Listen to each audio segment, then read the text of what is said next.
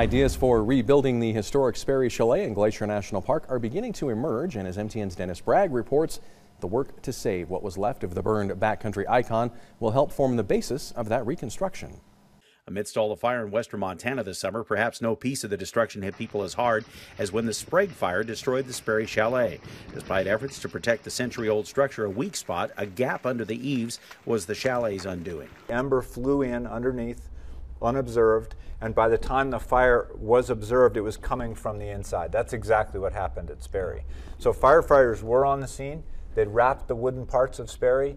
They were ready to fight the fire. It just got inside before they could do anything about it. Fortunately, quick action by the Glacier National Park Conservancy, the park, and local construction crews was able to come up with a plan to save the historic stone walls. Planning started the morning after the fire, and using the brief window before winter set in, engineers came up with a plan to brace the remaining structure against the winter storms. I get a lot of emails saying those 2x4s will never hold anything. I would agree if they were 2x4s. They are 6x6 inch studs with 18-inch long bolts and rebar screws as well in them. This is built to stay. This is a very stout piece of infrastructure.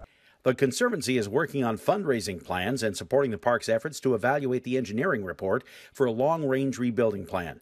Ideas have focused on clearing away debris, even reusing some of the remains, and the new timber is already brought to the site. To take these great minds, great craftspeople we have in Montana, volunteers, thousands of them, and with our own two hands, do what the people did in the 1910s, which is rebuild with our own two hands another icon for future generations, for the next 100 years of park visitors. In Missoula, Dennis Bragg, MTN News.